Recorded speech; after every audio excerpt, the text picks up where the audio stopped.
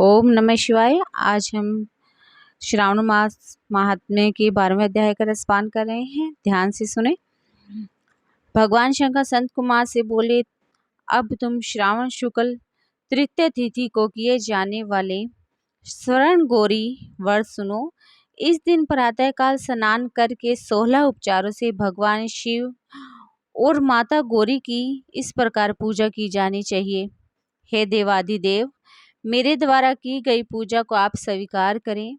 गौरी माता के व्रत की पूर्ति के लिए 16 बयाने दंपतियों को देकर यह कहना चाहिए, मैं माता गौरी के व्रत पूर्ति के लिए उत्तम ब्राह्मण दंपतियों को बयाना देता हूँ। चावल के आटे से निर्मित 16 पकवान बांस की टोकरियों में रखकर उन पर वस्त्र रखकर 16 ब्राह्मणों को बुलाकर निवेदन करें। मैं व्रत की संपूर्णता और फल प्राप्ति के लिए यह बयाना देता हूँ। अलंकार आदि से संपन्न प्रतिव्रत धर्मयुक्त शोभन सुवासिनी आप इसे स्वीकार करें। इस प्रकार 16, 8, 4 या 1 वर्ष व्रत करके उद्यापन करना चाहिए। पूजा की समाप्ति पर कथा श्रवण कर व्यास जी का पूजन करना चाहिए। संत कुमार भगवान शंकर से बोले, हे प्रभु, इस व्रत को सबसे पहले किसने किया? इसका क्या महात्म्य है? उद्यापन की क्या विधि है? इसके जानने की इच्छा मेरी तीव्र हो रही है। भगवान भोलेनाथ जी ने कहा, हे ब्रह्मपुत्र संत कुमार, मैं तुम्हारी जिज्ञासा अवश्य पूरी करूंगा।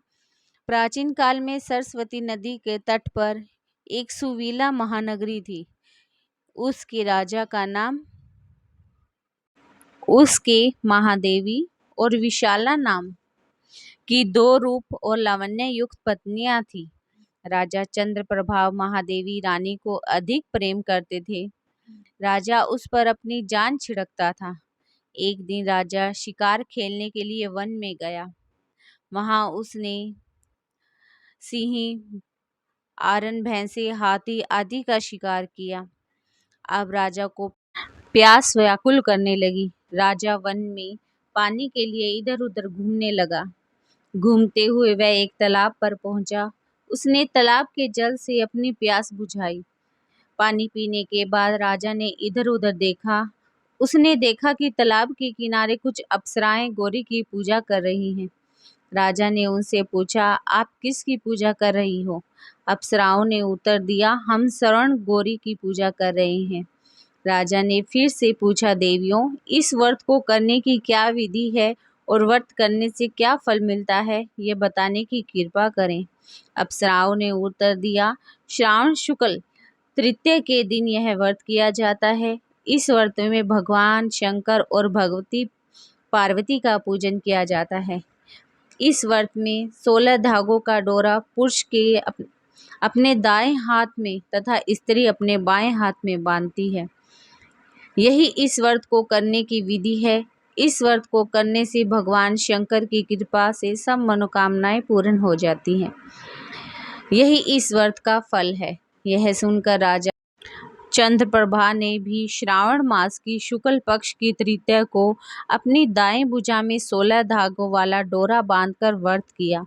राजा ने कहा, हे माता गौरी, मैं इस डोरे को व्रत के लिए बांधता हूँ। मेरे ऊपर आप कृपा करना।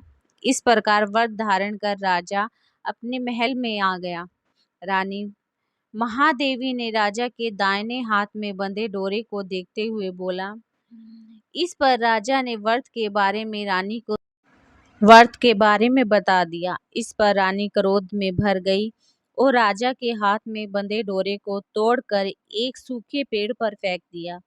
राजा ने रानी से कहा, ऐसा कर तुमने अच्छा नहीं किया।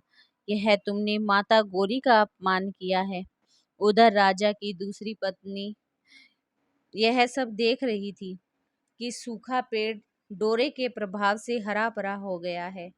छोटी रानी ने उस डोरे को अपनी बाईं भुजा में बांध लिया। ऐसा करने से छोटी रानी डोरे के प्रभाव से राजा की सर्वाधिक प्रिय हो गई। उधर बड़ी रानी व्रत का अपमान करने से राजा द्वारा त्याग देने के कारण दुखी होकर वन में चली गई।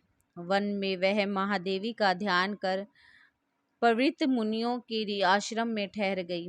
परंतु मुनियों ने उसे देखकर कहा, अरे पिशाचिनी, यहाँ से चली जा। राजा और मुनियों द्वारा तिरस्कार रानी देवी घोर जंगल में घूमती हुई थक कर एक जगह पर जा बैठी। वह गौरी का स्मरण कर पश्चाताप के आंसू बहाने लगी। रानी को दुखी देखकर देवी को उस पर दया आ गई और उसे दर्शन दे दिए। रानी ने देवी को दंडवत प्रणाम किया और उनकी स्तुति करने लगी। हे देवी, आपकी जय हो, आपको बारंबार नमस्कार। हे भक्त वरप्रद, आपकी जय हो। हे मंगले रूपे, आपकी जय हो। इस प्रकार भक्त के द्वारा देवी से वर प्राप्त करके बड़ी रानी ने गौरी अर्चन करके व्रत किया। व्रत के प्रभाव से राजा बड़ी रानी महादेवी को वन से महलों में ले आया। देवी के प्रसाद से राजा और उसकी दोनों रानियों की सब इच्छाएं पूर्ण हुई। दोनों रानियों सहित राजा संपूर्ण राज्य का उपभोग कर समृद्धशाली हो गया। अंत में राजा व दोनों रानियां देह त्याग कर शिवलोक चले गए। शिवजी बोले, हे तात, जो शोभना पार्वती का व्रत करता है वह मेरा तथा पार्वती का अत्यंत प्रिय प्राणी हो जाता है। इस लोक में सुख सुविधा भोग कर अपने शत्रुओं पर विजय प्राप्त करके अंत में मेरे लोक को चला जाता है। अब मैं तुम्हें इस व्रत के अध्यापन की विधि बताता हूँ। शुभ तिथि, शुभ वार, चंद्र बल, तारा बल हो जाने पर मंडप में अष्टदल कमल के ऊपर धान्य, उसके ऊपर घट स्थापित करना चाहिए। उस घट पर 16 पल का बना तांबे का पूर्ण पात्र रखना चाहिए। उस पूर्ण पात्र में तिल भरकर उसके ऊपर पार्वती तथा भगवान शिव की प्रतिमा रखनी चाहिए। उसके ऊपर 2 श्वेत कपड़े और श्वेत रंग का यज्ञोपवीत रखना चाहिए। विधि पूर्वक वेद मंत्रों से पूजन करवाकर रात्रि में जागरण करना चाहिए। अगले दिन प्रातः काल पूजन करके हवन करना चाहिए। इससे पहले ग्रह होम फिर आदान होम करना चाहिए।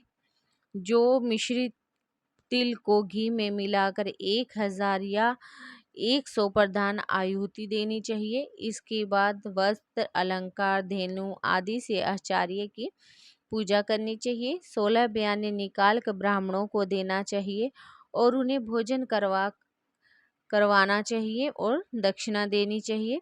इसके बाद अपने मित्र संबंधियों को भोजन करवाना चाहिए और फिर समय भोजन करना चाहिए। आपको हमारी YouTube चैनल की ये कथाएं कैसी लगी, प्लीज़ आप हमें कमेंट में ज़रूर बताइएगा और हमारे चैनल को बहुत सारा प्यार दीजिएगा। ओम नमः शिवाय, ओम नमः शिवाय, ओम नमः शिवाय।